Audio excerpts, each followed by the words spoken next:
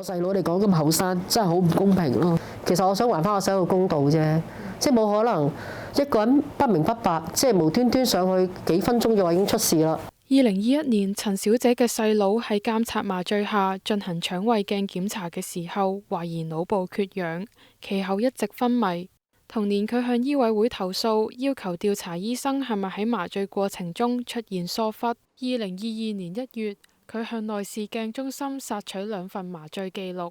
發現記錄入面部分數據唔一樣，決定再去信醫委會提出質疑，但多年嚟只係收到零碎回覆。上個月醫委會書面回覆話，考慮獨立專家意見，認為醫生喺治理當中冇失當行為，拒絕展開研訊。陳小姐不滿回應中冇就2份麻醉記錄唔一樣作出詳盡解釋，難以信服調查結果。求其答幾個字嘅話，其實對我哋香港市民有公唔公平呢？其實我哋即係好似一場球賽咁啦，我哋業餘，你係職業，仲要係球證都係你哋啲人。基本上你哋點樣做點樣講，基本上我哋係冇得講嘅。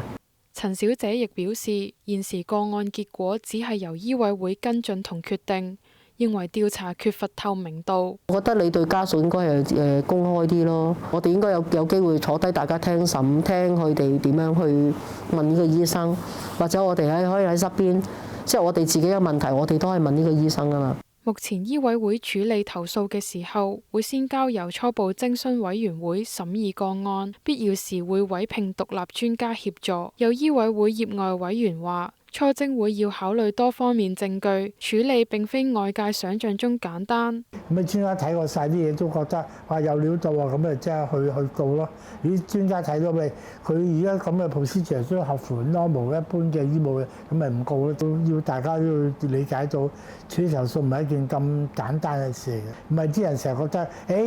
投訴唔成立就係冇道理。協助病人嘅社區組織協會就認為，而家嘅處理投訴方式由偵委會決定係咪會開研訊，討論過程缺乏外部監督，最終決定未必能夠平衡各持份者嘅意見。如果能夠交由一個即係專責嘅即係職員或者係一個專責嘅調查員，就負責進行嗰個調查，咁佢完成晒所有調查報告啦，先交翻俾即係偵委會或者係醫委會嘅委員，再去決定係唔係轉交研訊小組咧，亦都避免咗偵委會裏面咧有陣時有啲討論咧，或者有啲意見咧就會傾向咗係醫生嗰方。彭鴻昌又建議醫委會可以將業外委員嘅比例提高到50%，讓社會大眾可以共同監察。廣播新聞網記者譚英姿報導。